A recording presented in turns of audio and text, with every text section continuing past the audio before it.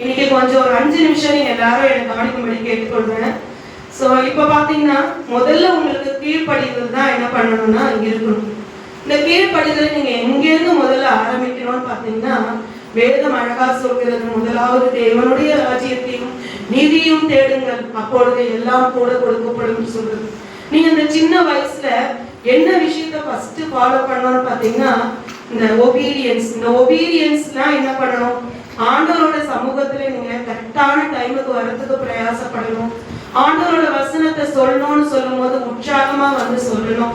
அது மட்டும் இல்லாம பாத்தீங்கன்னா, காலையில எழுந்த உடனே இந்த ஜெபம் பண்ற பழக்கத்தை நீங்க இந்த சிறு வயதுல இருந்து கடைபிடிக்கணும். அதெல்லாம் தான் கீழ்ப்படியும். கடவுளோடைய விஷயத்துல நீங்க முதலாவது என்ன பண்ணணும்னா, முதலிடம் கொடுக்க, ப்ரையாரிட்டி கொடுக்க. இந்த சின்ன வயசுல நீங்க முதல்ல அதுக்கான முயற்சியில எடுக்கணும். நல்ல காலையில எழுந்த உடனே முதல்ல ப்ரேயர் பண்ணணும். அட்லீஸ்ட் உங்களுக்கு வசனம், சின்ன பிள்ளைங்களா இருந்தா வசனம் படிக்க முடியல, பைபிள்ல எடுத்து கூட்டி படிக்க முடியலன்னா சண்டே கிளாஸ்ல சொல்லி கொடுக்குற அந்த வசனத்தையாவது ஒரு முறை பைபிளை திருப்பி அந்த வசனத்தையாவது நீங்க பார்க்க நீங்க முயற்சிகளை எடுக்கணும். அந்த மாதிரி நீங்க செய்யும் போது கடவுள் உங்களுக்கு எல்லா காரியங்களையும் கூட கொடுக்கறது அதிக நிச்சயம். நீங்க இந்த சிறு வயதுல கர்த்தருடைய காரியத்துல என்னால என்ன முடியும், ஜாலியா சர்ச்சில் வந்துட்டு உட்காந்துட்டு சும்மா விளையாடிட்டு நம்ம போகக்கூடாது. நம்மளுக்கு புரியுதோ புரியலையோ, ஐயா என்ன சொல்றாங்க, என்ன பாட்டு பாடுறாங்க அப்படின்றத கவனிக்க நீங்க கொஞ்சம் முயற்சி எடுக்கணும். இங்க வந்துட்டீங்கன்னா நீங்க என்ன பண்ணணும், எல்லாரும் சைலண்டா உட்காந்து கடவுள் நீங்க என்ன நடக்குதுன்றதை நீங்க என்ன பண்ணணும்னா அப்சர்வ் பண்ண பழகணும். அதை கவனிக்க நீங்க பழகணும். இங்க நீங்க கவனிக்க பழகினீங்கன்னு வச்சுக்கோங்க, ஸ்கூல்ல உங்களுக்கு டிஸ்ட்ராக்ஷனே இருக்காது. அதாவது ஸ்கூலோட பாடங்கள்ல கவனிக்கிற பழக்கம் ஆட்டோமேட்டிக்கா உங்களுக்கு வந்துடும். அதை யாரும் உங்களுக்கு சொல்லி தரணும். டீச்சர்ஸ்லாம் வந்து கவனி பாருன்னு கூட சொல்லணும். இந்த பழக்கத்தை இந்த நீங்க சர்ச்சுக்கு முதலாவது தேவனுடைய காரியங்கள்ல கரெக்ட் டைமுக்கு வரதை நீங்க இந்த சின்ன வயசுல கடைபிடிக்கணும். ஆண்டவரோட வசனம் புரியுதோ புரியலையோ கேட்க பழகணும். ஆண்டவரோட பாட்டை பாடுறதுக்கு நீங்க வாய்களை திறந்து சத்தமா என்ன பண்ணணும், இந்த பாடுற பாட்டை வந்து நீங்க பாட முயற்சி செய்யணும். தப்போ தவிர யாரையும் உங்களுக்கு கேட்க போறது கிடையாது. ஆனா நீங்க என்ன பண்ணணும்னா ட்ரை பண்ணணும். ஸோ அப்ப அந்த மாதிரி நீங்க ட்ரை பண்ணும்போது தான் வாழ்க்கையில மேலான இடத்துக்கு நீங்க போய் கடவுள் உங்களை வைக்கிறதுக்கு உதவியாகும். இந்த கீழ்ப்படிதல் இங்க நீங்க கத்துக்காட்டி வேற எங்கேயுமே நீங்க என்ன பண்ண முடியாதுன்னா அது கத்துக்கொள்ளவே முடியாது. அதனாலதான் இந்த வேத வசனத்துல கூட நம்ம வாசிச்சோம். பாத்தீங்கன்னா அதுக்கு முன்னாடி வேத வசனத்துக்கு முன்னாடி நீங்க பாத்தீங்கன்னா இந்த 1 சாமுவேல் எடுத்துக்கோங்க. 1 சாமுவேல் 2ஆம் அதிகாரம் 18ஆம் வசனத்தை பாருங்க. இந்த இடத்துல பாத்தீங்கன்னா எல்லாருக்கும் தெரிஞ்ச கதையை தான் உங்களோட பகிர்ந்து கொள்றேன். சின்ன பிள்ளை சாமுவேல், அவர் பாத்தீங்கன்னா அவங்க அம்மா வந்து குழந்தை இல்லாதனால தேவனிடத்துல ஜபிச்ச போது கடவுள் அவங்களுக்காக கொடுத்த குழந்தை தான் சாமுவேல். அவங்க பொருத்தனை பண்ணாங்க, நான் குழந்தைக்கு வந்து இந்த ஆலயத்து பிரகாரத்திலேயே நான் உமக்காக கொடுத்துறேன்னு சொல்லி சொன்ன பொருத்தனைய வந்து அவங்க நிறைவேற்றத பாக்குறோம். அந்த சின்ன பிள்ளை வந்து அந்த ஆலயத்துல இருக்கிறத நம்ம பார்க்கிறோம். அவர் இருக்கும்போது எப்படி இருக்கிறாருன்னு பார்க்கலாம். 1 சாமுவேல் 2ஆம் அதிகாரம் 18ஆம் வசனத்தை பார்ப்போம். சாமுவேல் என்னும் பிள்ளையாண்டார் சபையோடு அவள்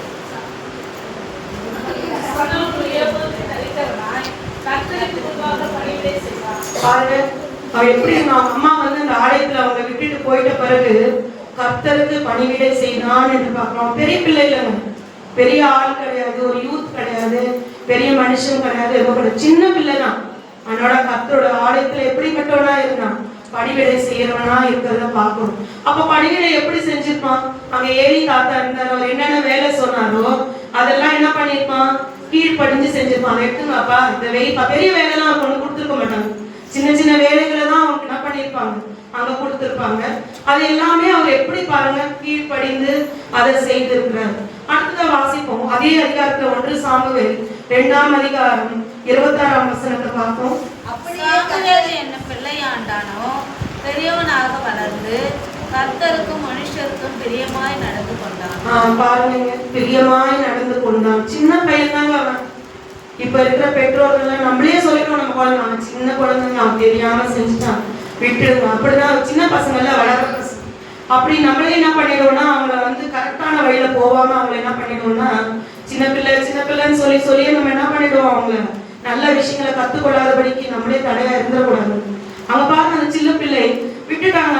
அவர் ஏலி தாத்தா கிட்ட தான் இருந்திருக்காரு. அவரு எப்படி அவரோட விருப்பப்படி இருந்துக்க முடியுமா? அம்மா அப்பானா என்னால முடியாது, என்னால செய்ய முடியாது, இதுன்னு சாக்கு போக்கு சொல்லியிருக்கோம். ஆனா அவங்க எதுவுமே சொல்ல முடியாது. இந்த ஆலயத்துல அவர் சொல்றதுக்கு எல்லாத்துக்கும் கீழ்ப்படிந்து பிரியமா இருந்தாருன்னும் போது எப்போ நம்மளுக்கு ஒருத்தவங்களை பிடிக்கும், நம்மளுக்கு பிடிச்சதெல்லாம் செஞ்சாங்கன்னா அவங்கள பிடிக்கும். இல்ல நம்ம சொல்றதை செஞ்சாங்கன்னா நம்மளுக்கு பிடிக்கும். நம்ம சொல்றதெல்லாம் செய்யுமா? நான் சொல்லிட்டேன்னா போதும், என் குழந்தை இதெல்லாம் செஞ்சுடுவாங்க, எனக்கு அவளை ரொம்ப பிடிக்கும். அப்போ அந்த கீழ்ப்படிதல் இருந்ததுனாலதான் அங்க மனுஷருக்கும் அங்க பாருங்க என்ன வசனம் சொல்றது பார்ப்போம் இன்னொரு வாட்டி. 1 சாமுவேல் 2:26 ஆணிவேல் என்னும் பிள்ளையாண்டானோ பெரியவனாக வளர்ந்து கர்த்தருக்கும் மனுஷருக்கும் பிரியமாக. பாருங்க, கர்த்தருக்கும் மனுஷருக்கும் மட்டும் இல்ல, கர்த்தருக்கும் பிரியருக்கும் பிரியமா இருந்தா அப்படின்னு பார்க்கிறோம். கர்த்தருக்கும் மனுஷருக்கு எப்படி இருந்தாரு? பிரியமா இருந்தார். அப்போ மனுஷன் அங்க இருந்தது ஒரு ஏலி தாத்தாக்கு எப்படி இருந்திருக்கிறாரு? பிரியமா இருந்திருக்காரு. இல்ல அந்த ஆலயத்துக்கு வர ஜனங்கள் எல்லாம் என்ன பண்ணிருப்பாங்க? அவரை பார்க்கும் போது ரொம்ப பிரியப்பட்டிருப்பாங்க. பாரு ஒரு சின்ன பையன் எப்படி இருக்கிறான் இப்போ அப்படின்னு சொல்லி சந்தோஷப்பட்டிருப்பாங்க. அவனே தன் பிரியங்களை காமிச்சிருப்பாங்க. அப்ப நீங்க சிறு பிள்ளைகளாக நீங்க கூட இந்த ஆலயத்துக்கு வரும்போது நம்மளுடைய ஐயா என்ன சொல்றாங்களோ அதுக்கு கீழ்ப்படியும், நம்ம அம்மா என்ன சொல்றாங்களோ அதுக்கு கீழ்ப்படியும். சரிங்களா? சில நேரங்களில் சர்ச்சில் நமக்கு, எங்க சர்ச்சில் நான் சின்ன வயசுல வளர்க்கும் போது பாத்தீங்கன்னா ஏதாவது ஒண்ணு சொல்லிட்டாங்க, அவங்க சொல்றது நமக்கு பிடிக்காம கூட இருக்கலாம். ஆனா நம்ம என்ன பண்ணக்கூடாது? எதிர்த்தே பேசக்கூடாது. ஐயா அம்மா இங்க நம்ம கொடுக்கப்பட்ட உங்களுக்கு நாம கீழ்ப்படிந்து நடக்கணும். அவங்க ஏதாவது ஒரு வேலை சொன்னாங்கன்னா மறுபேச்சே செய்யாம சொல்லாம நம்ம என்ன பண்ணணும்னா அதை செய்யணும். நம்ம முறுமுறுக்கவே கூடாது. இவங்களுக்கு இந்த பொறுப்பு கொடுத்தாங்க, இவங்களுக்கு இது கொடுத்தாங்கன்னு உங்களுக்கு என்ன பண்ணக்கூடாது? வரக்கூடாது. இவங்கள முதல்ல நிக்க வச்சுட்டாங்க டான்ஸ்ல, என்ன பின்னாடி நிக்க வச்சுட்டாங்க எண்ணம் உங்களுக்கு என்ன பண்ணக்கூடாது? சிலுவை இதுல வரவே கூடாது. உங்களை எங்க பின்னாடி நின்று ஆட வச்சா கூட நீங்க என்னதான் யாருக்காக ஆடுறீங்க? கடவுளுக்காக தான் ஆடுறோம். நம்ம இங்க இருக்கிற மனுஷருக்காக நம்ம ஆடவே இல்லை. நம்ம முன்னாடி நின்று போட்டோ எடுக்கிறதுனால நம்ம இந்த மனுஷரை பிரியப்பட்டிருந்தாலும் நமக்கு ஒண்ணும் கிடைக்க போறது இல்லைங்க. நம்ம தேவன் நம்ம மனசைதான் பார்ப்போம், நம்ம இருதயத்தை பார்ப்போம். பாரு இந்த குழந்தை எந்த இடத்துல நிக்க வச்சாலும் அவ யாருக்காக ஆடுறா? தேவனை மகிமைப்படுத்துறதுக்காக பாடுறோம், தேவனை மகிமைப்படுத்துறதுக்காக ஆடுறோன்றது கீழ்ப்படிதல் உங்களுக்கு வரணும். இங்க வரும்போது ஆலயத்துல பெரியவங்க சொல்றதுக்கு நமக்கு இப்படி யார் வேணா சொல்லலாம்ப்பா, அமைதியா உட்காரு, பேசாத, என்ன வசனம் சொல்றாங்க கேளுன்னு சொல்லிட்டாங்க, முகம் சிரிக்க கூடாது. அவங்க நம்ம நல்லதான் சொல்றாங்க, நம்ம என்ன பண்ணணும்? கீழ்ப்படினோம். இங்க நீங்க இந்த ஒழுக்கத்தை கத்துக்கட்டாட்டி எங்கேயுமே அந்த ஒழுக்கம் வராதுங்க. உங்களுக்கு எங்கேயுமே வராது. நமக்கு அழகா ஒரு பழமொழி கூட சொல்லுவாங்க, 5இல் விளையாடுது 50ல வளையாதுன்னு சொல்லுவாங்க. சின்ன வயசுல நம்ம கத்துக்காட்டி பெரிய வயசுல போய் மாத்தணும் யாரும் மாத்த முடியும்? மாத்தவே முடியாது. ரொம்ப கஷ்டம். அதனால இந்த சின்ன வயசுல நம்ம என்ன பண்ணணும்னா கரெக்டான டைமுக்கு வரணும். இங்க ஆலயத்துல நமக்கு என்ன சொல்றாங்களோ அதுக்கு கீழ்ப்படியணும். ஒண்ணுமே இல்ல, ஒரு 2 வசனம் தாங்க. அந்த வசனத்தை நீங்க மனப்பாடம் பண்ணி சொல்றது உங்களுக்கு ஒரு கஷ்டமே கிடையாது. ஸ்கூல்ல பெரிய பெரிய கொஸ்டின் ஆன்சர்ஸ் எல்லாம் படிக்கிறீங்க உங்களுக்கே தெரியும். பெரிய கொஸ்டின் ஆன்சர் படிக்கிறீங்க, அது படிக்கிறீங்க, ஒப்பிக்கிறீங்க, அசைன்மெண்ட் பண்றீங்க. அப்புறம் லீவ் விட்டாங்கன்னா அசைன்மெண்ட் எழுத சொல்லுவாங்க, அதெல்லாம் எழுதி போய் பக்கமா கொடுக்குறேன். நீங்க ஒரு முறை அந்த வசனத்தை எழுதி அதை உற்சாகமா படிச்சுட்டு நீங்க ஆலயத்துல சொல்றத நீங்க சின்ன பிள்ளைங்க இப்போ இருந்தே நல்லா பழக்கப்படுத்திக்கணும். அப்ப நான் ஒரு வாட்டி சண்டே கிளாஸ்ல நான் கேட்பேன்னா பையன்ப்பா படிக்கல, நிறைய ஹோம்ஒர்க், நிறைய எக்ஸாம்ஸ், நம்ம கடவுளை முன்னாடி வைக்காம என்ன இந்த உலகத்துக்கு நம்ம முக்கியத்துவம் கொடுத்தாலும் அது வேஸ்ட் தான். கடவுளை முன்னாடி வச்சுன்னா எல்லாமே நம்ம கடவுள் தான் சொல்றாரு, முதலாவது என்னுடைய ராஜ்யத்தையும் நீதியும் தேடுங்கள், பொழுது எல்லாம் கூட கொடுக்கப்படும் தேவன் சொல்றாரு. அந்த வார்த்தைக்கு நம்ம கீழ்ப்படிய பழகணும். ஸ்கூலே நமக்கு கடவுளுக்கு அப்புறம் தாங்க இருக்கணும். ஏன் இப்படி சொல்றேன்னா, என் கூட ஒரு ஃப்ரெண்டு படிச்சாங்க, அவங்களோட பகிர்ந்து கொள்ள ரொம்ப சந்தோஷப்பட்டேன். ஏன்னா என் ஃப்ரெண்டு ஷர்மிலான்னு ஒருத்தவங்க கூட படிச்சாங்க. ரொம்ப இந்து குடும்பம். அவங்க ரொம்ப பார்த்தீங்கன்னா ரொம்ப, அதாவது லேசாக அவங்க வீட்டில் சர்ச்சுக்கு அனுப்ப மாட்டாங்க, அவ்வளோ வைராகமான இந்து குடும்பம். ஆனால் பார்த்தீங்கன்னா கல்யாணம் ஆகி அவங்க கல்யாணம் பண்ணி கொடுத்து யூஎஸ்ல கல்யாணம் பண்ணி கொடுத்தாங்க. அமெரிக்காவில் கல்யாணம் ஆகி போன 6 மாசத்துல அவங்க வீட்டுக்காருக்கு ஸ்ட்ரோக் வந்துச்சு. புதுசா கல்யாணம் ஆகி போயிருக்காங்க, 6 மாசத்துல அவங்க வீட்டுக்காருக்கு ஸ்ட்ரோக் வந்துச்சு. அந்த பொண்ணுக்கு அந்த ஊர்ல யாரையுமே தெரியாது. அவங்க பேரண்ட்ஸ் எல்லாம் இங்கேருந்து இருக்காங்க, இங்கேருந்து அவங்களுக்கு எப்படி போய் அங்க பண்றதுன்னு தெரியல. அந்த பொண்ணுக்கு அந்த ஊர்ல யாரையும் தெரியாது. அவர் வேலை நிமித்தமா அங்க போனதுனால அவங்க இருந்தாங்க. ஆனா அவ சிறு வயதுல ஆண்டவர் தெரிந்து கொண்டதுனால அந்த இடத்துல அவ கடவுள்கிட்ட மட்டும் தான் ப்ரேயர் பண்ணான். அப்புறம் யார் ஃபோன் நம்பரும் வாங்கி ஒரு ஊழியக்காருக்கு ஃபோன் பண்ணி தயவு செய்து என் கணவருக்காக ஜெபிங்க, என் கணவர் எப்படியாவது காப்பாத்துங்கன்னு சொல்லி அந்த பெண்ணு ப்ரேயர் பண்ணும். அப்ப ஆண்டவர் பாத்தீங்கன்னா அற்புத விதமா அவங்க வீட்டுக்காரர் வந்து காப்பாற்றி கொடுத்தாரு. அப்புறம் அவங்க வீட்டுக்காரர் அவ்வளோ வந்து யூஎஸ்ஏ விட்டு இங்க இந்தியாவுக்கு வந்துட்டாங்க. இந்தியாவுக்கு வந்த பிறகு அவளுக்கு குழந்தை ரொம்ப கடவுள்கிட்ட வேணும், ஆண்டவரே எனக்கு வந்து ஒரு குழந்தை இருக்காங்க அப்படின்னு சொல்லி அப்போ வந்து அவளுக்கு ஒரு குழந்தைய கொடுத்தாரு கடவுள்.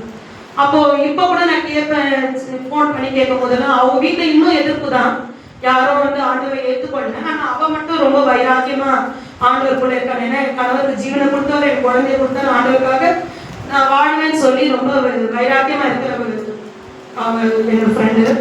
அப்ப பாத்தீங்கன்னா அவங்க கேட்ப எப்பயாவது ஃபோன் பண்ணா, எங்க போயிட்டேன், எனக்கு ஃபோன் எடுக்கு இல்ல, எனக்கு நான் சர்ச்சுக்கு போயிட்டேன், ப்ரேயர் பண்றேன், ப்ரேயர் போயிட்டேன், ஈவினிங்ல என்ன போனேன் ப்ரேயர் போயிட்டேன் அப்படின்னு சொல்லுவாங்க. அப்போ உன் பையன் என்ன பண்றான், எக்ஸாம் ஆச்சு, இப்போ சிபிஎஸ்சி 10th படிச்சுட்டு இருந்தான் உன் பையன் சிபிஎஸ்சி.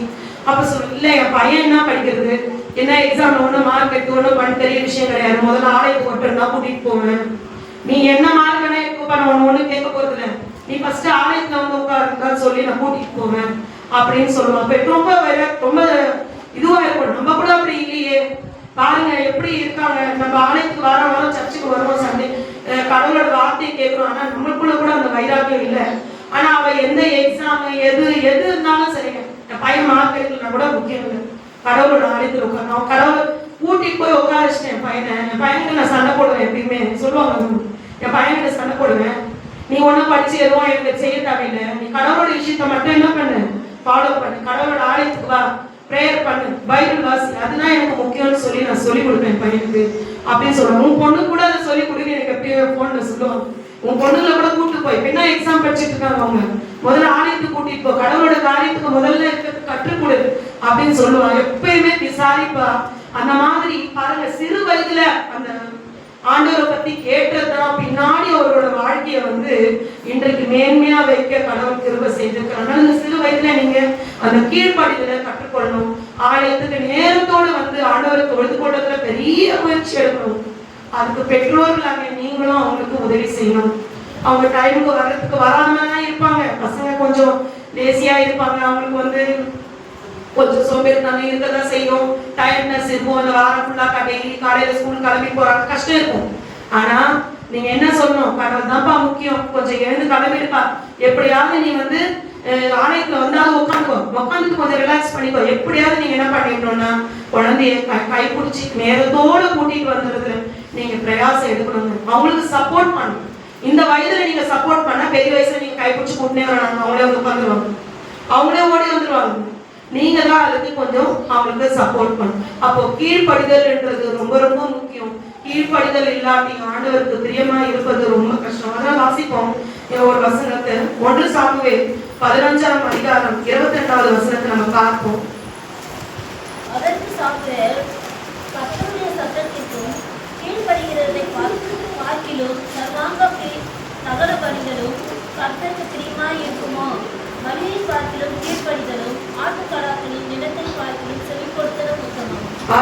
கீழ்ப்படிதல் எல்லாம் கொடுத்துலாங்க. நம்ம கடவுளுக்கு கீழ்ப்படியாம எது கொடுத்தாலும் அது நமக்கு கடவுளுக்கு பிரியமா இருக்காது. கீழ்ப்படிதலை தான் தேவன் நம்ம கிட்ட இருந்து எதிர்பார்க்கிறாங்க. அதை நீங்க சின்ன பிள்ளைங்களாங்க, நீங்க இந்த சிறு வயதுல இன்னைக்கு ரொம்ப சந்தோஷமா இருந்தது, இன்னைக்கு எல்லாரும் நீங்க சீக்கிரமா வந்தது, பைபிள் வசனம் வாசிச்சது, புதிய ஆராதனை பண்ணது எல்லாம் ரொம்ப சந்தோஷமா இருக்கு. இதே மாதிரி நீங்க டெய்லி வந்தீங்கன்னா எவ்வளவு ஆண்டவர் சந்தோஷப்படுவார். நானே சந்தோஷப்பட்டேன்னா நம்மளை என்னை விட பெரிய ஒரு ஆண்டவர், அவர் எவ்வளவு சந்தோஷப்படுவார்ப்பா. இன்னைக்கு இந்த ஆலயத்துல இந்த சிறு பிள்ளைகள்லாம் அழகா வந்துட்டாங்க, டைமுக்கு ஆண்டவரோட வசனத்தை அழகா சொல்லிட்டாங்க, இன்னைக்கு வந்து இந்த வசனத்தை அழகா சொன்னாங்க இவங்கன்னு சொல்லி நம்மளுடைய தேவன் மனிதர்களை காட்டியும் அதிகமா என்ன பண்ணுவார்னா சந்தோஷப்படுவாருன்னா, இன்னைக்கு நீங்க செய்தது போல, இன்னைக்கு நீங்க பெற்றோர் முயற்சி எடுத்தது போல எப்பவும் வாரம் அவங்களை என்ன பண்ணணும்னா நீங்க கூட்டிட்டு வந்து வசனம் சொல்றதையும் ஆண்டவருடைய காரியங்கள் அவங்க பங்கெடுக்கிறதுலையும் நீங்க அவங்களுக்கு உதவிகரமா இருந்து அவங்களை உற்சாகப்படுத்தணும்னு நான் கேட்டுக்கொள்வேன். அது மட்டும் இல்லாம பாத்தீங்கன்னா இங்க பசங்க வந்து மைக்ல பேசி பழகிறதுக்கு பெரிய ஆப்பர்ச்சுனிட்டி. நீங்க இங்க உங்க கொடுக்குறாங்க பாருங்க, இங்க பெரிய சர்ச்சில் கூட இந்த மாதிரி கொடுக்க மாட்டாங்க. நான் பெரிய ஆண்டவரோட நான் படிச்ச சண்டே கிளாஸ் ஸ்கூல்ல கூட மைக்கெல்லாம் கொடுத்து வசனம் சொல்ல மாட்டாங்க. சொல்லுங்கன்னு சொல்லுவாங்க, வசனம் படிச்சு ஒப்பீங்கன்னு மைக்னு சொல்லுவாங்க, மைக்கெல்லாம் கொடுத்து உற்சாகம். இப்ப பாத்தீங்கன்னா எந்த நீங்க பெரிய வேலை வாய்ப்புக்கு போனாலும் மைக்ல பேச சொல்லுவாங்க.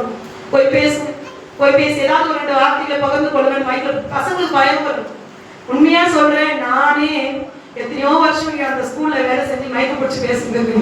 எவ்வளவு ப்ரோக்ராம்ஸ் கிரியேட் பண்ணுவாங்க, எவ்வளவு வைப்பாங்க. நீங்க பேசுங்க பேசுவாங்க, எனக்கு வேணாம் வேற யாராவது பேச சொல்லுங்கன்னு சொல்லிடும்.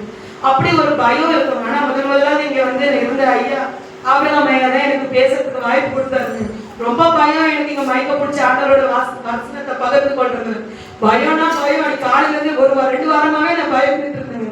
ஆனாலும் தேவன் என்னை அதுல இருந்து விடுதலை செய்தார். அதுக்கப்புறமா நான் ஸ்கூல்ல பாத்தீங்கன்னா நல்லா பேசும்படியான கிருபைகள் எனக்கு தேவன் கொடுத்தாரு. அதனால நீங்களும் என்ன சொல்றேன்னா, இங்க மைக்க பிடிச்சி வசனம் சொல்றதுல ரொம்ப உற்சாகமா நீங்க பசங்க அதை வந்து பயன்படுத்திக்கணும். மைக்க வாங்கி உடனே இந்த வசனத்தை சத்தமா ஆண்டவரோட வசனத்தை சொல்றதுல நீங்க உற்சாகப்படணும்னு உங்களை கேட்டுக்கொள்றோம். அது மட்டும் இல்லாம இப்ப பாத்தீங்கன்னா கீழ்ப்படிதல் பார்த்தோம். அடுத்தது பாத்தீங்கன்னா நம்ம வாசிச்ச 2வது வேத பகுதியை எடுத்துக்கலாம்.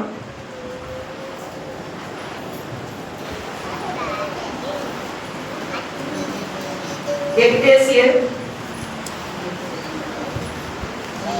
6ஆம் அதிகாரம்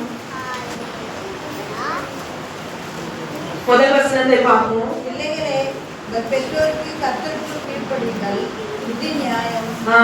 நீங்க நல்லா கவனிப்பாக்கலாம். எல்லாரும் முதல்ல உங்க பேரண்ட்ஸ்க்கு கீழ்ப்படிகிறது தான் ரொம்ப முக்கியம். கர்த்தருக்குள் என்ன பண்ணணும்? கீழ்ப்படியுங்கள். கர்த்தருக்குள் பெற்றோருக்கு எப்படி கீழ்ப்படியணுமா? கர்த்தருக்குள் கீழ்ப்படியுங்கள்னு சொல்றாங்க. இந்த வசனத்தை நீங்க டெய்லி கூட சொல்லி பார்க்கலாம். வாய் சொல்லி சொல்லி இந்த வசனத்தை என்ன பண்ணலாம்? மனப்பாடம் பண்ணலாம். அவங்க எப்படிப்பட்டவனா கூட இருக்காங்க. பேரண்ட்ஸ் உங்களுக்கு பிடிச்ச மாதிரி இல்லாம இருக்கலாம், அவங்க சொல்றது உங்களுக்கு பிடிக்காம இருக்கலாம். ஆனா கூட நீங்க கர்த்தருக்குள்ள உங்களுக்கு பிடித்த அப்பா அம்மாவுக்கு நீங்க என்ன பண்ணணும்? கீழ்ப்படியணும். அதுக்கு நீங்க கீழ்ப்படிஞ்சா மட்டும் உங்களுக்கு என்ன கிடைக்கும் பாத்தீங்க. கீழ்ப்படிஞ்சா எனக்கு என்ன கிடைக்கும்? அடுத்த வசனத்தை வாசிப்போம். உனக்கு நன்மை உண்டாயிருப்பதற்கும் பூமியிலே உன் வாழ்நாள் நீடித்திருப்பதற்கும் உன் தகப்பனையும் தாயும் கனம் பண்ணுவாயாக என்பதே வாக்குத்தத்தம் உள்ள முதலாம் கற்பனையாய் இருக்கிறது. பாருங்க, கடவுள் முதல் கற்பனையை என்ன கொடுத்துருக்கிறாருங்க? உங்க பெற்றோருக்கு கீழ்ப்படிணும். தாய் தகப்பனுக்கு என்ன பண்ணுவாங்க? எல்லாரும் கீழ்ப்படிணும். சொன்ன உடனே என்ன பண்ணணுங்க? செய்யணுங்க. கஷ்டமா தான் இருக்கும். பேரண்ட்ஸ் சொல்லும் போது அவங்க சொல்ற எல்லா காரியமும் உங்களுக்கு எப்படிதான் இருக்கும்? கஷ்டமா தான் இருக்கும். ஆனா நீங்க வந்து அதை பழகி கொண்டீங்கன்னு வச்சுக்கோங்களேன், உங்களுக்கு நன்மை உண்டாயிருப்பதற்கு நன்மையே அதனாலதான் உண்டாகும். பேரண்ட்ஸ்க்கு நீங்க கீழ்ப்படிச்சாதான் என்ன கிடைக்கும்? உங்களுக்கு குட்னஸ் கிடைக்கும், நன்மையே கிடைக்கும். பேரண்ட்ஸ்க்கு கீழ்ப்படியாம எந்த நன்மையும் உங்களுக்கு என்ன பண்ணாதுங்க? கிடைக்காது. அதனால சிறு வயதுல இருந்தே நீங்க பேரண்ட்ஸ்க்கு கீழ்ப்படுகிற பழக்கத்தை நீங்க கொண்டு வரணும். அப்புறம் பாத்தீங்கன்னா எல்லா பெற்றோருடைய ஆசையும் தன்னோட பிள்ளை நல்லா ஆயுசு நாட்களோட சுகபலன் ஆரோக்கியத்தோட இருக்கணும்னு விருப்பப்படுவாங்க. உங்களுக்கு நல்ல ஆயுசு நாட்களை கடவுள் கொடுக்க வேண்டும் என்றால் நீங்க கர்த்தருக்குள் பெற்றோருக்கு நீங்க என்ன பண்ணிக்கணும்னா கீழ்ப்படியணும். இந்த ஒரு கதையை கூட நான் ஒரு இடத்துல பார்த்தேன். இந்த ஒரு அப்பா அம்மாவுக்கு ஒரு சின்ன பையன் இருந்தாங்க. நல்லா கேள்வி பார்க்க கதையை கேளும். ஒரு அப்பா அம்மாவுக்கு வந்து ஒரு சின்ன பையன் இருந்தான்.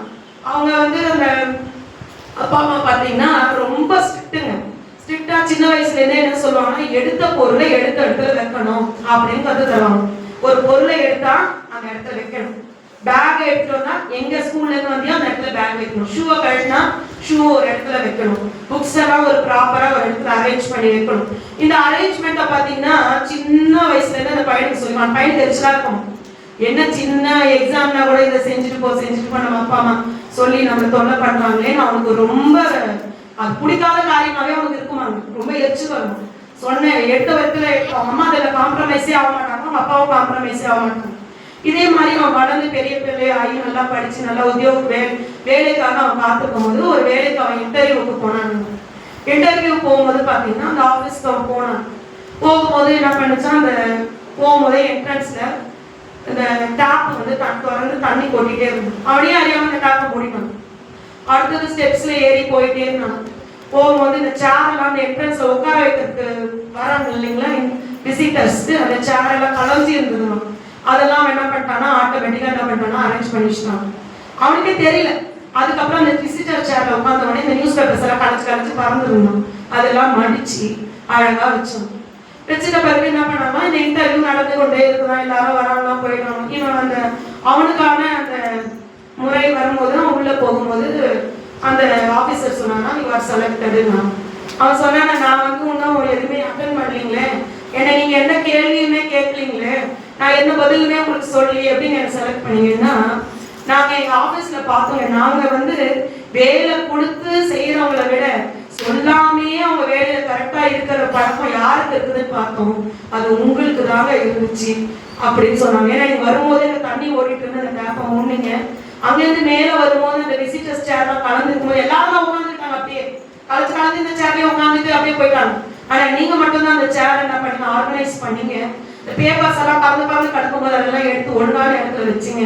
இதை பார்க்கும் போது தெரியுது இந்த பதவிக்கு சிறந்த ஆள் உங்களை தவிர வேற யாருமே இருக்க முடியாதுன்னு சொல்லி அவங்களுக்கு அப்பாயின்மெண்ட் ஆர்டர் கொடுத்ததாக நான் ஒரு கதையை பார்த்தேன். பாருங்க, பெற்றோருக்கு அந்த சின்ன வயசுல அவங்க எச்சலா இருந்தது, எட்ட போல எட்டலைன்னா.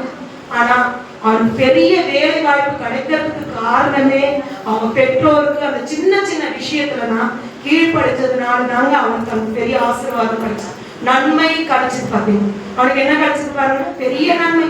நல்ல ஒரு கம்பெனியில பெரிய ஒரு வேலை கிடைக்கிறதுக்கு காரணம் அவங்க அப்பா அம்மாவுக்கு கீழ்படிச்ச ஒரு சின்ன விஷயம் தான், எடுத்த பொருளை எடுத்த இடத்துல வைக்கிறது தான்.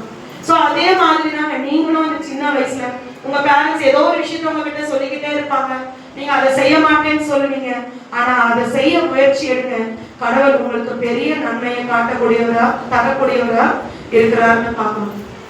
அடுத்தது பாத்தீங்கன்னா முதல்ல இந்த கீழ்ப்படிதல் அப்படின்னு பார்த்தோம். அடுத்தது கீழ்ப்படிதனால நமக்கு நன்மை உண்டாயிருக்கும். இன்னொன்னு பாத்தீங்கன்னா ஆண்டவரே நம்ம கூட பேசுவாங்க. நீங்க பாத்தீங்கன்னா சாமுவேல் திருப்பவும் உங்களுக்கு உதாரணமா சொல்ல விருப்பப்படுறேன். ஏன்னா சாமுவேல் அந்த ஆலயத்துல பாருங்க கீழ்ப்படிந்து இருந்தார், எல்லாருக்கும் பிரியமா இருந்தார் அப்படின்னா பாக்குறோம். அப்படி இருக்கும்போது அவர் ஒரு நாள் ஆண்டவர்கிட்ட ஜெபம், ஆண்டவரே கூட பேசுங்க, எனக்கு காரியத்தெல்லாம் வெளிப்படுத்துங்க, என்ன ஒரு பெரிய தீர்க்கதரிசியா மாட்டுங்க அவர் ஜெபிச்ச மாதிரி இந்த சிறு வயதுல எதுவும் தெரியலங்க. ஆனா அந்த கீழ்ப்படிதல் அவருக்குள்ள இருந்ததுனாலதான் கடவுள் என்ன பண்ணாருன்னா அவரே தேடி வந்து சாமுவேலே கூப்பிடுறாரு. யார் வந்து தேவை, பெரிய அந்த சராசரத்தையும் படித்த கடவுள் அந்த சின்ன பெண்ணைய தேடி வந்து என்ன பண்றாரு, சாமுவேலே கூப்பிடுறத பார்க்க. தேவன் நம்ம கூட பேசணும்னா நமக்கு கீழ்ப்படிதல் இருந்தாதாங்க ஆண்டவர் நம்ம கூட வந்து பேசுவார். நம்ம போய் வந்து இது செஞ்சுட்டு அது பிரேயர் பண்ணிட்டா பைபிள் வாசிச்சு நம்ம போய் கடவுள்கிட்ட எதுவுமே என் கூட பேசணும்னு கேட்க வேணாம். நம்ம எல்லா விஷயத்துல கரெக்டா இருந்தோம்னா அவரே நம்மளை தேடி வந்து நமக்கு எல்லா காரியங்களையும் வெளிப்படுத்துவாரு. அப்பதான் அவர் அந்த காரியத்தை வெளிப்படுத்துறாரு. இந்த மாதிரி ஏரியோட இருக்கும் மகன்கள் சரியில்லைன்ற காரியத்தை வெளிப்படுத்துறாரு. ஒரு வெளிப்படுதல் அவருக்கு கிடைக்குது. ஆண்டவரே அவர் கூட வந்து பேசுறார், பெரிய ஸ்டாக்கியம் கிடைக்கிறத பார்க்கணும். அப்போ நம்ம இந்த ஒபீடியன்ஸ் நம்ம கிட்ட இருந்துச்சுன்னா நம்ம கிட்ட கடவுள் வந்து பேசுவார். சின்ன பிள்ளை தானே, என்கிட்ட என்ன சொல்லுவார் கடவுள், நான் என்னால என்ன செய்ய முடியும், ஒண்ணும் செய்ய முடியாது அப்படின்னு நீங்க சொல்லாதீங்க. அதனாலதான் பெரிய உதாரணம் சாமுவேல், சின்ன பிள்ளைங்க, ஒண்ணுமே தெரியாது. அம்மா பால் மருந்து எடுத்துட்டு வந்து அந்த ஆலயத்துல விட்டுதான் நம்ம வசனத்துல படிக்கும். அப்பேற்பட்ட பிள்ளையை தேடி தேவன் வந்து பேசுவார். ஆனால் வாரம் ஆலயத்துக்கு வந்து ஆண்டவரோட வசனத்தை கேட்கும் போது அதுல கீழ்ப்படிதல் நமக்கு இருக்கும் போது தேவன் கண்டிப்பாக நம்ம கூட என்ன பண்ணுவாருங்க, பேசுவார். இந்த சின்ன வயசுல நீங்க இதெல்லாம் நீங்க பழக்கப்படுத்திக்கணுங்க. ஆண்டவரை கூட கீழ்ப்படிஞ்சா ஆண்டவரை கூட பேசுவார். நான் கீழ்ப்படிஞ்சா எனக்கு நன்மை வரும், நான் பெற்றோருக்கு கீழ்ப்படும் போது எனக்கு ஆயுசு நாட்கள் வரும் அப்படின்ற எண்ணம் உங்க அந்த சிறு வயதிலே நெஞ்சில ஆணித்தனமா பாயணும். இந்த வார்த்தைகள்லாம் உங்களுக்குள்ள இருக்கும் போது நீங்க பாவம் செய்ய மாட்டீங்க, பாவத்தின் பக்கம் போக மாட்டீங்க. ஆனா வேதம் சொல்கிறது, உனக்கு விரோதமாக பாவம் செய்யாதபடிக்கு உள்ள வார்த்தையை இருதயத்தில் வைத்தேன். இப்ப இந்த வார்த்தைகள்லாம் இருக்கும் போது நம்ம பாவம் செய்ய மாட்டோம். பெற்றோரை கீழ்ப்படியாம பாவம் தானே, பாவமா இல்லைங்களா? அப்படி மீறது பாவம் தானே. பேரண்ட்ஸ் ஒபீடியன்ஸா இல்லைன்னா என்ன அர்த்தம், அங்க நம்ம பாவம் செய்யணும். சோ அப்ப இந்த வார்த்தைகள் நம்ம இருதயத்துல இருக்கும் போது எனக்கு நன்மை வரணும், எனக்கு நல்ல ஆயுசு நாட்கள் வரணும், என்னோட ஆண்டவர் பேசணும், பெரிய பாக்கியமா இருந்தாங்க. கடவுள் வந்து பேசி எல்லா காரியத்தையும் வெளிப்படுத்துறாங்க. அதை விட வேற என்ன நமக்கு தேவை வாழ்க்கையில்? வேற எதுவுமே தேவையில்லை. சோ அந்த காரியங்கள் நமக்கு கிடைக்கணும்னா நம்ம கீழ்ப்படிதலை நம்ம வாழ்க்கையில கடைபிடிக்கணும். அடுத்ததான் பாத்தீங்கன்னா நம்ம வாசிச்ச முதல் வேத பகுதியை எடுத்துக்கலாம். அங்க கூட பாத்தீங்கன்னா ஒரு சிறு பெண்ணுன்னு தான் போட்டிருக்காங்க. அந்த பெண்ணோட பேர் கூட அங்க எதுவும் சொல்லலை. அவங்க பாத்தீங்கன்னா ஒரு பெரிய பட தளபதி இருக்கிறாங்க, பெரிய ஒரு கிரேட்ல இருக்கிற ஒரு சோல்ஜர் நாகமானன்றவர். அவருக்கு பாத்தீங்கன்னா நல்ல பெரிய தலைவனா இருந்தும் அவருக்கு ஒரு குறை இருந்தது, குஷ்டரோகன்ற குறை இருந்துச்சு. அவர் என்ன பண்ணுவாரா, நான் படிக்கும்போது எங்க மிஸ் சொல்லும் போது எங்கிட்ட நிறைய சொல்லுவோம், எங்களால ஞாபகம் இருக்கு. அவருக்கு கையெல்லாம் குஷ்டரோகம் இருக்கும், ஒரு ஃபுல் ஹேண்ட் ஷர்ட் போட்டுப்பாரு. எனக்கு சொன்னாங்க, அது எப்படி எனக்கு ஞாபகம் இல்லை, அவங்க சொன்னது எனக்கு ஞாபகம் இருக்கு. அந்த கையை மூடிடுவாரு, கையெல்லாம் யாருக்கும் வெளிக்காட்ட மாட்டாரு. ஏன்னா அவர் குஷ்டரோகம் இருக்கிறத மற்றவங்க பார்த்தாங்கன்னா அவரை ஒதுக்கிட போறாங்கன்றதுக்காக ஒரு ஃபுல் ஹேண்ட் கை ஃபுல்லா மூடிப்பாரு, யாருக்கும் தன் கையை என்ன பண்ண மாட்டாருன்னா காட்ட மாட்டாரு அப்படின்னு எங்க மிஸ் எனக்கு சின்ன வயசுல சொல்லும் போது எனக்கு அந்த கதை ஞாபகம் இருக்குது. அப்படி அந்த மாதிரி இருக்கும்போது அந்த சிறு பெண்ணு பாருங்க ஒரு அடிமையா தான் அந்த வீட்டுக்கு வர்றாங்க. ஏன்னா இஸ்ரவேல்ல வந்து அவங்க போய் போர் செய்து அந்த அம்மா அந்த பொண்ணை வந்து வீட்டுக்கு வேலை செய்யறதுக்கு ஒரு அடிமையா கூட்டிட்டு வந்துடுறாங்க. அடிமையா கூட்டிட்டு வந்து அந்த வீட்டுல அந்த பொண்ணை என்ன பண்றாங்க, வேலை செய்யறவங்களா இருக்கிறாங்க. அந்த அம்மாவுக்கு அவங்க மனைவிக்கு பணிவிடை செய்யற பெண்ணா தான் அந்த பெண் இருக்கிறதா நம்ம வேதத்துல வாசிக்கிறோம். அப்போ அப்படி இருக்கும்போது அந்த பொண்ணு ஒரு காரியம் சொல்றான், இந்த மாதிரி எங்க தீர்க்கதரிசி ஊர்ல இருக்காங்க, நீங்க போய் ஐயாவை அங்க போய் பார்க்க சொன்னீங்கன்னா அவங்களுக்கு என்ன வரும், சுகம் கிடைக்கும் அப்படின்னு அந்த அம்மா சொல்றாங்க. அந்த சின்ன பொண்ணு சொல்லுது. நீங்க நினைச்சுக்கிறீங்க நம்ம சின்ன பொண்ணு தானே, நம்மளால என்ன செய்ய முடியும், நமக்கு யாருக்கு என்ன செய்ய முடியும் நம்ம அப்படி நீங்க நினைக்கவே நினைக்காதீங்க. இந்த கீழ்ப்படிதல் உங்களுக்குள்ள வந்துடுச்சுன்னா அடுத்தது மற்றவங்களுக்கு என்ன செய்யலாம் நம்ம நினைச்சுட்டே இருக்கோம். இத்தனைக்கும் அந்த பொண்ணு நினைச்சுன்னா என்னையே அடிமையா எங்க அம்மா அப்பாவெல்லாம் விட்டு பிரிச்சுட்டு எங்க வீட்டுல எடுத்து இந்த வீட்டுல வந்து நான் வேலை செஞ்சுக்கிட்டு இருக்கேன், நான் எதுக்கு இவருக்கு நல்லது செய்யணும்னு அந்த பொண்ணு நினைக்கல. நன்மை செய்யற ஒரு பொண்ணா இருந்துட்டு பாருங்க. அவர் அவ்வளோ அந்த ஒரு அடிமையா அந்த வீட்டுல இருந்தா கூட அவருக்கு ஒரு சுகம் கிடைக்கணும்னு சொல்லி அந்த பிரயாசப்பட்டு அந்த அம்மா கிட்ட சொல்ற, ஐயாவுக்கு நீங்க அந்த தீர்க்கதரிசி கிட்ட நீங்க அனுப்பிச்சு வச்சீங்கன்னா ஐயாவுக்கு என்ன கிடைக்கும், சுகம் கிடைக்கும் அப்படின்னு. அந்த அம்மாவும் பாருங்களேன் அந்த பொண்ணு சொன்ன பேச்சை கேட்டுட்டு போய் ஐயா கிட்ட சொல்றாங்க, ஐயா இந்த மாதிரி ஒரு பொண்ணு சொல்றா, நம்ம பணிவிடை பொண்ணு சொல்றா, அந்த நீங்க தீர்க்கதரிசி கிட்ட போனீங்கன்னா உங்களுக்கு சுகம் கிடைக்கும். எப்படி அந்த அம்மா அவ்வளோ பெரிய சோல்ஜரோட ஒய்ஃப் ஒரு சின்ன பொண்ணு ஒரு அடிமையா வேலை செய்யற பொண்ணு பேச்சு கேட்டுருக்காங்க. யோசிச்சு பாருங்க, நம்மளை விட ஒரு தாழ்மையான நிலையில இருக்கவங்க யாராவது சொல்ல நம்ம கேட்கணும்.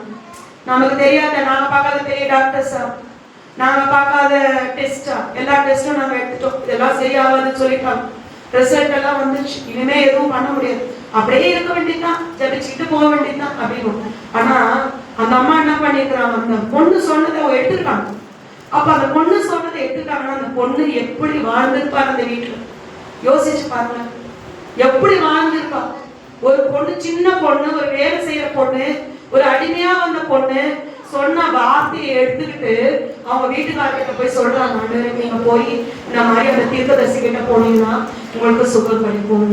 அப்போ அந்த பொண்ணுக்கு ஒரு நன்மை செய்யற குணம் இருந்துச்சு. பாருங்க, இவர் அடிமையா வந்தது, ஐயோ என்னையே நான் அடிமையா பேரண்ட்ஸ் விட்டு செக் பண்ணி வச்சிருக்காரு, நான் வேற வேலை செஞ்சுக்கிட்டு இருக்கிறேன், இந்த அம்மா வேற எனக்கு வேலை கொடுத்துட்டு இருக்கு, நான் ஏன் இவங்க எப்படி புஷ்ஷ இருக்கட்டும், நான் வேணும் இப்படி செய்யறதுக்கு வேணும் அவருக்குன்னு சொல்லாம அவர் சுகமடையணும்னு சொல்லி அந்த பொண்ணு ஒரு நன்மை செய்யற பொண்ணா என்ன பண்ணிருப்பாங்க இருப்பாங்க. நம்ம சின்ன வயசுல நம்ம பசங்க கூட நீங்க கூட எப்படி இருக்கணும்னா, உங்களால முடிஞ்ச நன்மையை, உங்களுக்கு ஏதாவது ஒரு விஷயம் தெரியும்னா அதை என்ன பண்ணணும்னா சொல்லணும். பெரியவங்களோ சின்னவங்களோ நல்ல விஷயம் தெரியுமா அதை கண்டிப்பா நம்ம என்ன பண்ணணும்னா சொல்லணும். நம்மளுக்கு பக்கத்துல ஒரு பாட்டி உட்காந்துருக்கலாம், பாட்டி தலைவலிக்குதுப்பா, உடம்பு முடியலப்பா, சரி பாட்டி உங்களுக்காக நான் ஜெபம் பண்றேன், உங்களுக்கு தலைவலி சரியாயிடும், உங்களால நடக்க முடியல, ஜெபம் பண்ற பாட்டி. அப்படி நீங்க ஒரு நல்ல குணங்களை, மற்றவங்களுக்கு நன்மை செய்யற குணங்களை இந்த சிறு வயதுல நீங்க என்ன பண்ணணும்னா வளர்த்துக்கணும். இப்போ நீங்க ஜெபம் பண்ணி பழகினாதான் பெரிய வயசுல யாராவது உங்ககிட்ட ஒரு காரியத்தை சொல்லும் போது ஜெபம் பண்ணணும்ன்ற எண்ணம் வரும், சரிங்களா? அதனால யாராவது வயசானவங்களா பாத்தீங்கன்னா சின்ன பசங்க கிட்ட சொல்லுவாங்க, எனக்கு இப்படி இருக்குமா, இவரு இப்படி திட்டுறாருமா, தாத்தா திட்டுறாருமா, இவங்க திட்டுறாங்கம்மா, அப்படி சொல்லும் போது நீங்க என்ன சொல்லணும், பாட்டி நான் உங்களுக்காக பிரேயர் பண்றேன், கடவுள் உங்களுக்கு நன்மை செய்வாரு, இந்த காரியத்துல இருந்து உங்களுக்கு விடுதலை தருவாரு அப்படின்னு கண்டிப்பா நீங்க சொல்லும் போது அந்த பாட்டிக்கு ஆறுதலா இருக்குங்க. நீங்க நினைச்சுக்கீங்க நான் சொன்ன அந்த பாட்டி கேட்டுருவாங்களா? இந்த வார்த்தை பேசும், வார்த்தைக்கு வல்லமை உண்டு. வேதத்துல பாக்குறோம், வார்த்தையினாலே தேவன் உலகத்தையே படைத்தான்னு பார்க்கணும், வார்த்தைக்கு வல்லமை உண்டுங்க. உங்களுக்கு நான் இந்த ஒரு சின்ன விஷயத்தை உங்களோட பகிர்ந்து கொள்ளணும்னு ஆசைப்படுறேன். நான் சின்ன வயசுல ஸ்கூல்ல தான், கிறிஸ்டியன் ஸ்கூல்ல படிச்சவங்க எல்லாருக்கும் தெரியும். அப்போ இந்த சொல்லுவாங்க, எதுனாலும் நீங்க ஆண்டவர்கிட்ட கேட்டாலும் உங்களுக்கு கடவுள் தந்துடுவாரு, அந்த வசனத்தை சொல்லுவாங்க, விசுவாசம் உள்ளவர்களாய் கர்த்தருக்கு கேட்க கடன் கொடுத்துருவாரு. அந்த வயசுல பாத்தீங்கன்னா நான் வளர்ந்தது எல்லாமே எங்க பெரியப்பா வீட்டுல தான் நான் வளர்ந்தேன். ரொம்ப வயதானவர், அப்பயே வயதானவர், அப்பயே அவருக்கு 60 வயசு மேல இருக்கும். அவருக்கு பாத்தீங்கன்னா திடீர்னு 60 வயசு மேல இருக்கும், எனக்கு சரியான வயசு ஞாபகம் இல்லை. அவருக்கு கால் நடக்கப்படியா போயிடுச்சு, நடக்க முடியும். வெளியே போவாரு, கொஞ்சம் தூரம் போவாரு, நின்றுவாரு. அப்புறம் இல்ல கடைக்கு போனாருனாலும் அன்னைக்கு வரும்போது ஆட்டோல தான் வருவாரு, ரிக்ஷால வரும். அப்ப ரிக்ஷால வரும். அவரால் என்ன பண்ண முடியாதுன்னா நடக்க முடியாது. அப்ப என்ன பண்ணுவாருன்னா, எனக்கு எங்க பெரியப்பா ரொம்ப பிடிக்கும். அதனால அவருக்காக ஜவுன் அட்ரஸ் பண்ணதில்லை. ஆனா அவர்கிட்ட நான் கடவுள்கிட்ட ப்ரேயர் பண்ணுவேன், ஆண்டவரே என் பெரியப்பா நல்லா நடக்கணும், நல்லா நடக்கணும். அது வயது முதிர்னால வர அந்த வழியை கூட எனக்கு தெரியலங்க. ஆனா நான் என்ன பண்ணேன்னா அதுக்காக நான் ஜெபம் பண்ணிட்டே இருப்பேன். ஆண்டவரே எங்க பெரியப்பாக்கு இந்த சுகத்தை கொடுங்க, அவர் நல்லா நடக்கணும், அவர் நல்லா நடக்கணும் அப்படின்னு சொல்லி ஜெபம் பண்ணேன். ஒரு 2 வருஷம் அப்படியே அவர் கஷ்டப்பட்டுட்டு இருந்தாரு. அதுக்கப்புறம் அவருக்கு அந்த முட்டி வலி எல்லாமே போயிடுச்சு. அதுக்கப்புறம் பாத்தீங்கன்னா அவர் கிட்டத்தட்ட 80 வயசுக்கு மேல இருந்துதான் இறந்து போனாரு. அது வரைக்கும் அவருக்கு முட்டி வலியே வரல, நடந்துட்டு தான் இருந்தாரு. நல்லா தேவன் பெரிய காரியங்களை செய்யலாம். நம்ம சின்ன பிள்ளைங்க நீங்க நினைச்சுக்கிறீங்க, உங்க பேரண்ட்ஸ்க்காக நீங்க ப்ரேயர் பண்ணும்போது, உங்க வீட்டுல நடக்கிற பிரச்சனைக்காக நீங்க ப்ரேயர் பண்ணும்போது கடவுள் பெரிய விடுதலை உங்க குடும்பத்துல என்ன பண்ணுவாருன்னா கட்டளையிடுவார். அதனால நீங்க என்ன நினைச்சுக்க கூடாது, நம்ம ப்ரேயர் பண்ணா நடக்குமா, நம்ம சரினா இப்படி செய்வாரா கடவுள், பெரிய ஊழியக்காரர்கிட்ட கொண்டுதான் ப்ரேயர் பண்ணணும். அதுதான் மோகன் சி லாசரஸ் கூட இந்த சண்டேல நீங்க ஜபிக்கலாம், சாட்டர்டே சண்டேல வைப்பாங்க. சின்ன பிள்ளை சாட்சி வாசிப்பாங்க, ரொம்ப அருமையா இருக்கும். சின்ன பிள்ளை என் பொண்ணு என் தலைமையில கை வச்சு ப்ரேயர் பண்ணாங்க, எனக்கு விடுதலை கிடைச்சிச்சுங்கன்னு சொல்லுவாங்க சாட்சிகள். அதனால இந்த சின்ன பிள்ளைகளாக நீங்க இந்த ஆலயத்துக்கு வந்து கீழ்ப்படிந்து உட்கார்ந்து மற்றவங்களுக்கு நன்மை செய்யற பிள்ளைகளாக நீங்க இருக்கணும். கடைசியாக உங்களோட ஒரு விஷயத்தை பகிர்ந்து கொள்ள ஆசைப்படுறேன். எல்லாருக்கும் தெரிஞ்ச சம்பவம் தான் மத்தேயுல பாத்தீங்கன்னா 3 அது வேணாங்க. கடைசியா நம்ம ஒரு விஷயத்த உங்களோட பக்கத்துல உங்களுக்கு நல்லா தெரிஞ்ச கதை தான், 5 அப்பமும் 2 மீனும். அது வந்து கர்த்தருக்கு நீங்க கொடுக்குற பிள்ளைகளாகவும் இருக்கணும். அங்க பாத்தீங்கன்னா ஆண்டவரோட வார்த்தை கேட்கறதுக்கு திரளான ஜனங்கள் வந்திருப்பாங்கன்னு தெரியும். 3 சுவிசேஷத்துலயும் இந்த கதையை நமக்கு அந்த சம்பவம் கொடுக்கப்பட்டிருக்கோம். அப்ப பாத்தீங்கன்னா எல்லாருக்கும் வந்து ஆண்டவரோட வார்த்தை கேட்டிருப்பாங்க. அவங்க சொல்லுவாங்க, சீஷர்கள் போய் சொல்லுவாங்க சுவாமிகிட்ட, ரொம்ப நேரம் ஆயிடுச்சுங்க, அவங்க அனுப்பி விட்டுருலாங்க அப்படின்னு சொல்லுவாங்க. இல்ல இல்ல இவங்க சாப்பிட்டுட்டு போட்டோம் அப்படின்னு சொல்லுவாங்க. அப்போ சாப்பிட்டுட்டு போகும்போது எந்த அப்போ எங்க என்ன எடுத்து சாப்பிடறதுக்கு வனாந்தரத்துல அப்படின்னு பார்க்கும்போது அங்க ஒரு சிறுவன் பாத்தீங்கன்னா 5 அப்பமும் 2 மீனும் இருந்ததா அந்த வேதத்துல நம்ம வாசிப்போம். அதை எடுத்துட்டு போய் என்ன பண்ணுவாங்க, கர்த்தருடைய கையில கொடுப்பாங்க. அதை கர்த்தர் ஆசீர்வதித்து பாத்தீங்கன்னா எல்லாருக்கும் கொடுத்து மீதியானதை எடுக்கப்பட்டதா நம்ம வேதத்துல வாசிக்கிறோம். அதே மாதிரிதாங்க நீங்க இந்த சின்ன வயசுல இந்த பசங்களுக்கு கத்துக் கொடுக்கணும். கடவுளுக்காக ஏதாவது கொடுக்கறதுக்கு நம்ம என்ன பண்ணணும், அவங்களுக்கு கத்துக் கொடுக்கணும். ஒரு முறை எனக்கு சரியா ஞாபகம் இல்லை, இந்த கொரோனா டைம்லயா இல்ல இந்த வர்தா கோயில் டைம்லயா தெரியல, ஒரு சின்ன பொண்ணை பத்தி நியூஸ்ல போடுறாங்க. அந்த பொண்ணு பாத்தீங்கன்னா காசு சேர்த்து வச்சிருந்தாங்க சைக்கிள் வாங்குறதுக்காக. சைக்கிள் வாங்கணும் அப்படின்னு சொல்லி சின்ன ஒரு பிகி பேங்க்லயே அதுலயே காசு சேர்த்து வச்சு அதை வந்து என்ன பண்ணோம்னா நான் வந்து சைக்கிள் வாங்கணும்னு சேர்த்து வச்சாங்க. அந்த டைம்ல வந்து எல்லாரும் நிதி கொடுத்துட்டு இருக்கிறத பார்த்து உற்சாகப்பட்டு அந்த பொண்ணு என்ன பண்ணாலும் அந்த உண்டியலை வந்து என்ன பண்ணிட்டாங்கன்னா எடுத்துட்டு வந்து அந்த நிதிக்காக கொடுத்தாங்க. உடனே என்ன பண்ணாங்கன்னா அந்த சைக்கிள் கம்பெனியே பாத்தீங்கன்னா இருக்கிறதுல பெஸ்ட் சைக்கிள் அந்த பொண்ணுக்கு கிஃப்டா அனுப்பிச்சு கொடுத்துட்டாங்க. அப்போ ஒரு உலக பிரகாரமான மனுஷரே ஒரு நிதிக்காக ஒரு நன்மை செய்யற காரியத்துக்காக அந்த பொண்ணு கொடுத்துச்சு. அது நம்ம ஏதாவது செய்யணும் தொடப்பட்டு ஒரு பெஸ்ட் அந்த பொண்ணு வாங்கிட்டோட ஒரு பெஸ்ட் சைக்கிள் வாங்கியிருக்காரு. ஏதோ ஒரு சைக்கிள் வாங்கியிருப்பா, மீடியமான சைக்கிள். ஆனா அவர் அது ஒரு நல்ல காரியத்துக்காக கொடுக்கும் போது அங்க பாத்தீங்கன்னா உலக பிரகான மனுஷனே ஒரு பெஸ்ட் சைக்கிள் கொடுக்குறாங்கன்னா நீங்க கடவுளுக்காக உங்க பிள்ளைகளை ட்ரெயின் பண்ணணும்.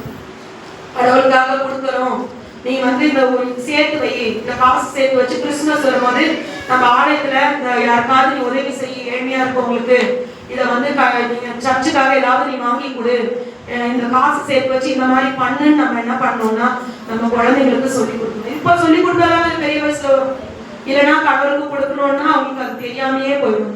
கொடுக்க மாட்டாங்கன்னு சொல்ல தெரியாம போகுது, இதெல்லாம் கொடுக்கணுமா இதெல்லாம் தெரியுமா அப்படின்னு தெரியும். எங்க ஸ்கூல்ல சொல்லுவாங்க 10 ரூபாய் உங்களுக்கு யாராவது வீட்டுக்கு வந்து ரிலேஷன்ஸ் கொடுத்துட்டு, ஏன்னா அப்பெல்லாம் அந்த காலத்துலாம் இப்போ யாராவது வீட்டுக்கு வந்தாங்கன்னா ஒரு 50 ரூபா 10 ரூபா கொடுத்துட்டு போவாங்க இல்லைங்களா. அதில் என்ன பண்ணணும், 10ல் 1 கடவுளுக்காக கொடுக்கணும் 10 ரூபாய் கொடுத்தாங்கன்னா 1 ரூபாய் எடுத்து வந்து ஆண்டவரோட சமூகத்துல நீங்க வைக்கணும். 50 ரூபாய் கொடுத்தாங்கன்னா நீங்க ஒரு 5 ரூபாய் எடுத்து வந்து ஆண்டவரோட சமூகத்துல வைக்கணும்னு சொல்லி அப்ப சொல்லி கொடுப்பாங்க. அதே மாதிரி நம்மளும் சின்ன பிள்ளைங்களாக நீங்க கடவுளுக்காக எதையாவது செய்ய ஒரு வருஷத்துக்கு ஒரு முறையாவது சேர்த்து வச்சு கடவுளுக்கு எடுத்துட்டு வந்து கொடுக்கணும் அப்படின்னு நீங்க என்ன பண்ணணும்னா பழக்கப்படுத்தணும். அந்த பழக்கத்தை நீங்க கொண்டு வரணும். முன்னெல்லாம் சின்ன வயசுல பாத்தீங்கன்னா அந்த மண்ணு உண்டியல் வாங்கி எல்லா பசங்களும் சேமிப்பாங்க. இப்ப யாரு சேமிக்கிறாங்கன்னு தெரியல. அந்த மாதிரி ஒரு பழக்கத்தை நீங்க என்ன பண்ணணும்னா நீங்க இந்த சின்ன வயசுல கடைபிடிக்கணும். எதையாவது கடவுளுக்காக நீங்க செய்யணும். கடவுள் ஒரு மனுஷனே ஒரு நியூஸை பார்த்துட்டு ஒரு பெரிய கிஃப்ட் கொடுக்குறாருன்னா கடவுள் அதை விட பெரியவர். அதோட ஒரு பெரிய கிஃப்ட் தான் நம்ம கொடுக்கணும். சரிங்களா? அதனால நீங்க சின்ன வயசுல கடவுளுக்கு கொடுக்கறத வேணாம்னு சொல்லவே கூடாது. நீங்க ஏதாவது இருக்கும் கடவுள் சமூகத்துல வைக்க பழகணும். சரிங்களா? உங்களால முடிஞ்சது 10 ரூபாவோ 2 ரூபாய் உங்களுக்கு என்ன கிடைக்குதோ உங்க கையில உங்களால என்ன சேர்க்க முடியுதோ அதை தேவனுக்காக கொடுக்க நீங்க பிரயாசப்படணும். இப்போ இந்த சின்ன பிள்ளைங்க நீங்க 3 காரியத்தை நீங்க நல்லா ஞாபகம் வச்சுக்கணும். கர்த்தருக்குள்ள நீங்க நல்லா கீழ்ப்படிதல் ரொம்ப ரொம்ப இம்பார்ட்டன்ட். 2வது நீங்க நன்மை செய்யற பிள்ளைகளா இருக்கணும். 3வது கடவுளுக்காக கொடுக்குற பிள்ளைகளா இல்ல உங்களுக்கு தெரிஞ்ச ஏழைகளுக்கு நீங்க உதவ பிள்ளைகளா நீங்க என்ன பண்ணணும்னா இருக்கணும்னு நான் விருப்பப்படுறேன்.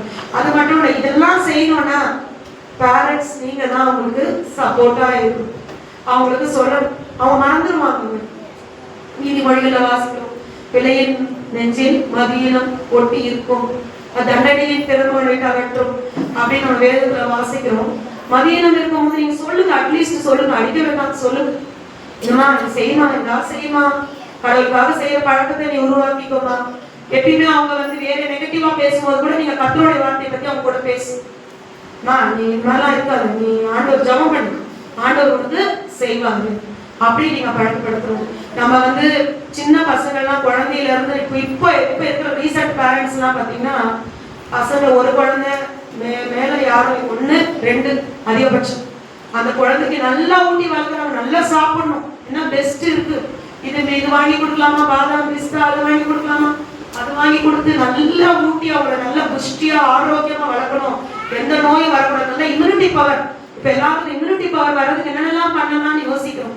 ஆனா உண்மையாகவே நான் உங்களுக்கு சொல்றேன், நீங்க விசுவாசத்தை குழந்தைகளை ஊட்டி விட்டுட்டீங்கன்னா அவங்க பெரிய வயசாக கூட எல்லாத்திலும் ஜெயிச்சுட்டு வந்துருவாங்க. விசுவாசத்தை ஊட்டி விடுதுமா, இது பிரேயர் நம்ம செய்வார். சொல்லி சொல்லி சொல்லி வளருங்க. சொல்லுங்க, விசுவாசத்தை பத்தியே சொல்லுங்க, அவங்க கூட பேசு. அவன் கேட்கறானோ கேட்கலையோ, செயல்படுத்துறானோ செயல்படுத்தியோ, ஆனா சொல்ற கடமை நீங்க சொல்லிக்கிட்டே கண்டிப்பா போடுற விதைகள் ஒரு நாள் பலன் தரும். சொல்லுங்க. ஒருவேளை இப்ப நடக்காம கூட இருக்கலாம், சொன்னா கூட இப்படிதாங்க இருக்கிறான், இல்ல சொல்லுங்க, சொல்லிட்டே இருங்க, கண்டிப்பா ஒரு மாறுதல் வரும். இப்ப கூட நம்ம கிறிஸ்துமஸ் நாட்கள்ல ஒரு வாரமும் ஒரு மகிழ்ச்சியின் மாதமா நம்ம கொண்டாடி கொண்டு இருக்கோம். ஃபாரின் கண்ட்ரிஸ்னா நான் கூட இதுல பார்க்கும்போது பார்த்தேன், அவங்க என்ன பண்ணுவாங்க, ஒவ்வொரு நாள் வச்சுப்பாங்க. தேங்க்ஸ் கிவிங் டே, கிஃப்ட் டே, அந்த டே இந்த டே, நிறைய டேஸ் என்ன பண்ணுவாங்க செலிப்ரேட் பண்ணுவாங்க.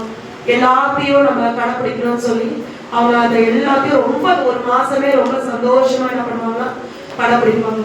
நீங்க உங்க பசங்களுக்கு எல்லாம் இந்த கிறிஸ்துமஸ்க்கு எல்லாம் நீங்க வாங்கி தரணும் செய்யணும்னு பிரயாசப்படுவீங்க.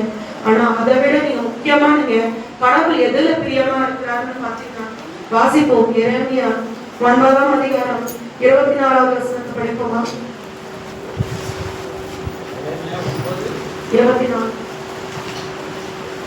நேர்மை பாராட்டுகிறவன் பூமியிலே கிருபையையும் நியாயத்தையும் நீதியையும் செய்கிற கர்த்தர் நான் என்று என்னை அறிந்து உணர்ந்திருக்கிறது குறித்து மேன்மை பாராட்ட கடவன் என்று கர்த்தர் சொல்லுகிறார்.